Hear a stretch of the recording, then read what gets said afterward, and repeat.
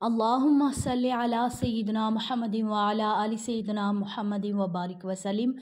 Daily Islamic network YouTube channel पर आप सबको खुशामदीद। सुन्नत नमाज में सुन्नतें पढ़ते हुए दो हों या चार हों, अक्सर लोग क्या करते हैं कि उसमें गलती करते हैं कि जिसकी वजह से नमाज नहीं होती। या जैसे नमाज तरावी की जो सुन्नतें हैं उनकी नीयत कैसे की जाती है और आम नमाज में जो सुन्नत की नीयत करते हैं वो अक्सर लोग गलती करते हैं। लोग क्या कहते हैं, इस्लामी बहनें लाजमी इसको गौर से सुने। वो कहते हैं कि मैंने नीयत की नमाज की 4 रकत नमाज सुन्नत वास्ते रसूलुल्लाह के, यानी वास्ते रसूलुल्लाह के नहीं कहना, ये बहुत बड़ी गलती है। रसूलुल्लाह की यानी ऐसे नीयत अल्फाज कह सकते हैं कि मैंने नीयत की 4 रकत या 2 रकत नमाज सुन्नत रसूलुल्लाह की वास्ते अल्लाह ताला के, या मुताबियत अगर ये मुश्किल लगता है तो रसूलुल्लाह सल्लल्लाहु अलैहि वालैहि वसल्लम की सुन्नत, यानी उनकी सुन्नत है और वास्ते अल्लाह ताला के। क्योंकि इबादत जो है, नमाज जो है, ये सिर्फ़ अल्लाह ताला की इबादत करनी चाहिए, अल्लाह ताला के साथ शरीक नहीं ठहराना चाहिए।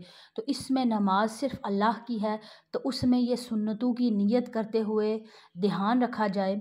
लेकिन उसमें ये है कि अगर सवाब पहुंचाना हो, यानी अगर कोई बंदा नफल पढ़ रहा है कि मैं ये इसका सवाब या ये तोहफ़ा नबी पाक को पेश करना चाहती हूँ, तो उसमें ऐसा करना है कि नवाफिल पढ़ने के बाद, यानी जैसे नवाफिल की नीयत की जाएगी वास्ते अल्लाह ताला के कहकर, उसके बाद फिर दुआ मांगकर उसका सवाब जो है ये नबी पाक सल्लल्लाहु अलैहि वसल्लम को या अपने बुज़ुर्गों को या जो भी आपके दुनिया से जा चुके हैं करीबी रिश्तेदार, उनको आप आसानी से बिल्कुल पहुँचा सकते हैं और उनको इसका सवाब भी पहुँचेगा और आपको भी इसका अजर मिलेगा।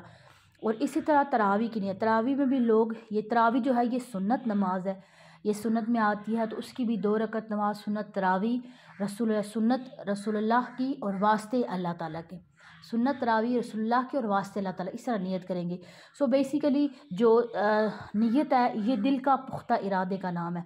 जैसे आपने वज़ू किया, जाए नमाज पे आए और आपको पता था कि मैंने नमाज़ पढ़नी है, तो बस अल्लाह अकबर कहकर हाथ बांध लिए तो आपकी बिल्कुल नमाज हो जाएगी। ऐसा नहीं है कि आप ये पूरे अल्फाज, आप जैसे जमात के साथ अगर नमाज़ पढ़ते हुए रकत मिस होने का डर हो या सूरह किरात मिस होने का डर हो, तो बेहतर है कि अल्लाहु अकबर कहकर हाथ बांध लिए जाए। क्योंकि इतने कदम चल कर आएँ तो नीयत यही होगी कि मैंने ज़ोहर की नमाज़, असर, मगरिब, इशा, फजर जो भी नमाज है वो नीयत की है कि नमाज अदा करनी है, तो वो नीयत काफ़ी है।